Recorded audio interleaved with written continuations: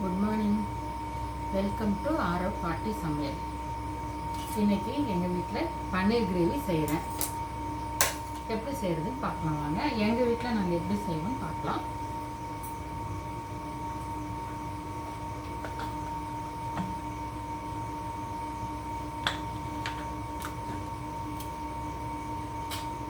பாருங்கள், இந்த பன்னீர் கிரேவிக்கு கொஞ்சமாக ஒரு பவுடர் ரெடி பண்ணிக்கலாம். பாருங்கள், இவ்வளோ மல்லி போடுறேன். இவ்வளோ மல்லி, கொஞ்சம் மிளகாய், இவ்வளோண்டு சீரகம், சோம்பு ஒரு ஸ்பூனு, 2 ஏலக்காய், 2 கிராம்பு,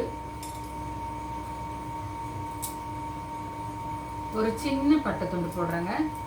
கொஞ்சமாக போட்டிங்கன்னா போதும்.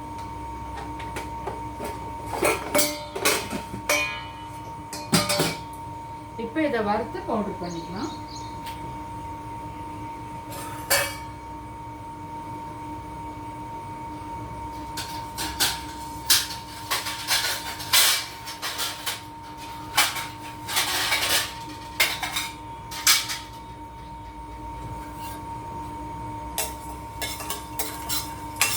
கொஞ்சம் கிரேவி எச்சா வேணும்னா இன்னும் கொஞ்சம் கூட மல்லி போடுறேன். பாருங்க, இன்னும் கொஞ்சம் கூட மல்லி போடுறேன். இது ட்ரை ரோஸ்ட் பண்ணிக்கணும் நம்ம.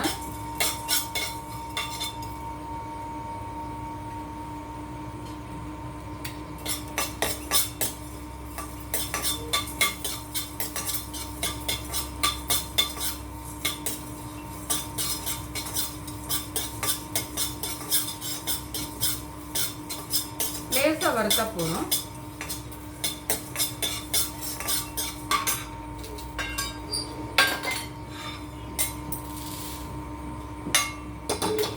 பாருங்க, இதே வடை சட்டியில் கொஞ்சமாக எண்ணெய் ஊற்றுறேன். நான் எண்ணெய் ஊற்றிட்டு பாருங்கள், 2 பெரிய வெங்காயம் கட் பண்ணி வச்சுருக்கேன், 4 பூண்டு, இந்த இஞ்சி, 2 பெரிய தக்காளி, எவ்வளோ சோடு தக்காளி 2, இதெல்லாம் நம்ம வணக்கிக்கலாம். இதெல்லாம் வணக்கி பேஸ்ட் பண்ணணும் நம்ம.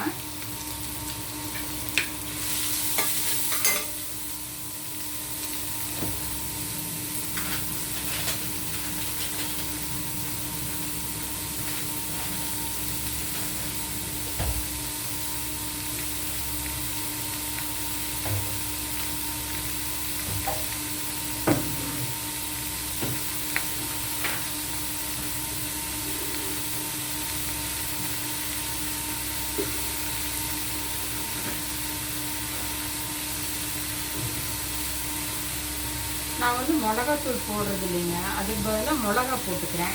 நான் 3 மிளகா போடுறேன். உங்களுக்கு காரம் ஜாஸ்தி வேணும்னா நீங்கள் எக்ஸ்ட்ரா போட்டுக்கலாம். நான் 3 தான் போட்டிருக்கேன்.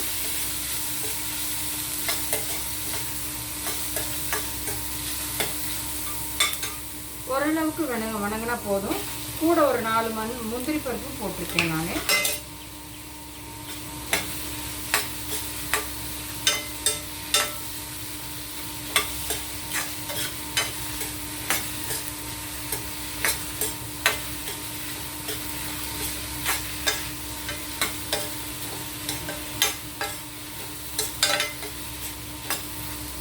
எல்லோரும் வரலட்சுமி நோம்பெல்லாம் கொண்டாடிட்டீங்களா? இந்த ஒரு வாரமாக பண்டிகை அது இது கோயிலுக்கு போகிறதுனால எனக்கு வீடியோவே போட முடியல. அதனால தான் நான் இன்றைக்கி போடுறேன். இந்த ஆடி வந்தாலே எப்பவுமே விசேஷம் தானேங்க நம்மளுக்கு. லைனாக பண்டிகை வந்துக்கிட்டே இருக்கும், வேலை இருந்துகிட்டே இருக்கும். பாருங்கள், இவ்வளோ வணங்கினா போதும், 1 2 வணங்கினா போதுங்க. நம்ம இப்போ இதை அரைச்சிட்டு அதை பவுட்ரு பண்ணிவிட்டு நம்ம பார்க்கலாம். பாருங்கள், இப்போ நம்ம எல்லாம் அரைச்சாச்சு. நம்ம மறுபடியும் அடுப்பு பற்ற வச்சு இதை தாளிக்கலாம். ஒரு கரண்டி எண்ணெய் ஊற்றிக்கலாங்க. கூட கொஞ்சம் வெண்ணெய் போட்டுக்கலாம்.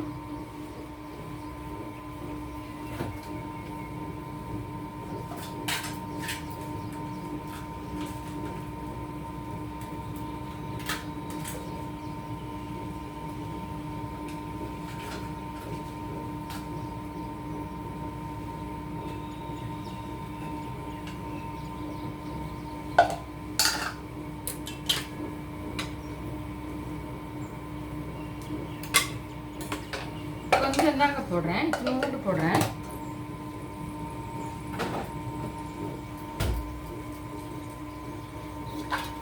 இப்போ இது தாளிக்கிறதுக்கு நம்ம இந்த ஒரு பிரியாணி இலை பாருங்க, ஒரு மொக்கு பூவு எல்லாம் போட்டு தாளிக்கலாங்க.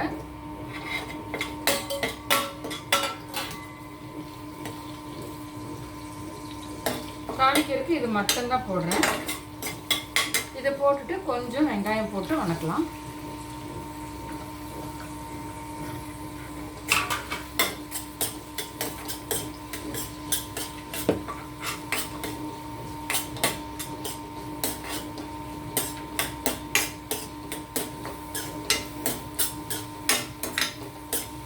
லைட்டாக வணங்கினா போதுங்க. வெங்காயம் ரொம்ப வணங்குறது நான் எப்பவுமே ரொம்ப வணக்க மாட்டேன். நம்ம இந்த அரைச்சி வச்ச பவுடரை போட்டுக்கலாம்.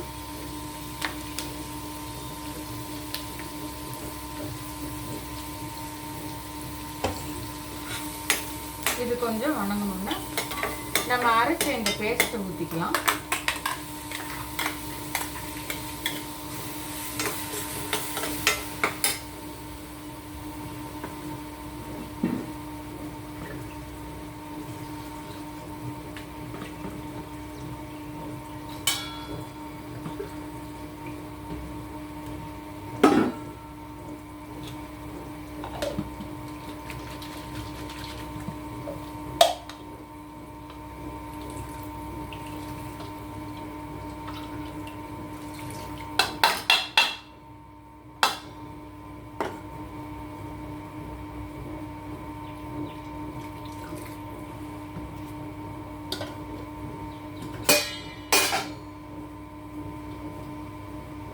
கொஞ்சம் மஞ்சள்தூள்,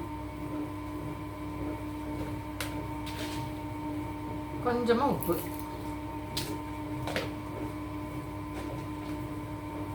போட்டு நல்லா கலக்கிக்கலாம். நம்ம இந்த கூட்டை வணக்க வேண்டியது இல்லைங்க, ஏற்கனவே நம்ம வணக்கி தானே அரைச்சிருக்கோம், அதனால் வணக்க வேண்டியதில்லை.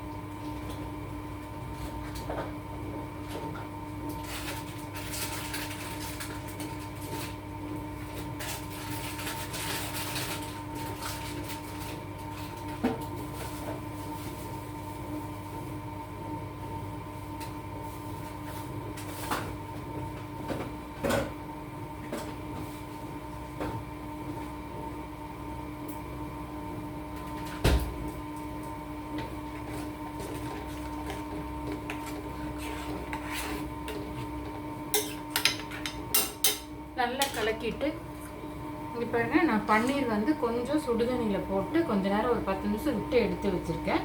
நம்ம இதையும் போட்டுக்கலாம்.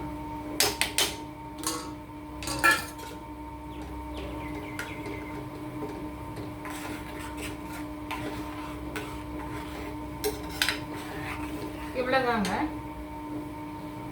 பெரிய வெங்காயம், தக்காளி, ஒரு 4 முந்திரி பருப்பு, பட்டை கிராம்பு சோம்பெல்லாம் வணக்கி, இஞ்சி பூண்டெல்லாம் வணக்கி அரைச்சிருக்கேன். கொத்தமல்லி, சீரகம், மிளகு, சோம்பெல்லாம் பவுடர் பண்ணி வச்சுருக்கேன். தாளிக்கிறதுக்கு பிரியாணி இலை போட்டு தாளிச்சிருக்கேன். ஒரு மராத்தி மொக்கு பிரியாணி இலையெல்லாம் போட்டு தாளிச்சிருக்கேன். கொஞ்சமாக இந்த பால் ஆடை மட்டும் போடுறேங்க நான், கொஞ்சம் நல்லாயிருக்கும். க்ரீமுக்கு பதிலாக நான் இதை போடுறேன் பாருங்க, சும்மா 1 ஸ்பூன் தான் போட்டிருக்கேன்.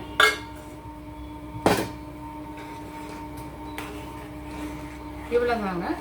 குழம்பு ஆகட்டும், நம்ம பார்த்துக்கலாம். நல்லா கலக்கி விட்டு மூடி வச்சுக்கலாம்.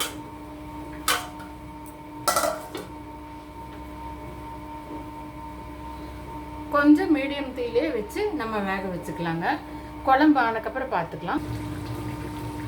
பாருங்க, நம்ம கிரேவி செம்மையாக ரெடி ஆயிடுச்சு.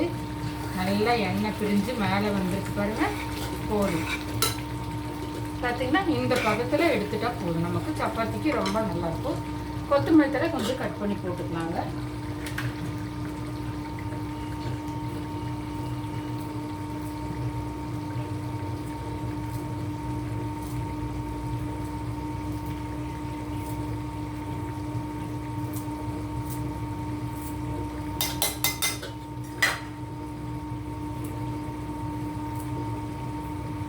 அவ்வளோதாங்க, ரெடி ஆயிடுச்சு.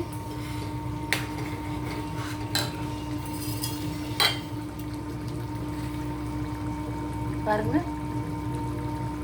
நம்மளோட பன்னீர் கிரேவி ரெடி ஆயிடுச்சு. இந்த மெத்தடில் நீங்களும் செஞ்சு பாருங்கள். உங்களுக்கு பிடிச்சிருந்துச்சுன்னா ஷேர் பண்ணுங்கள், லைக் பண்ணுங்கள், கமெண்ட் பண்ணுங்கள். தேங்க்யூ.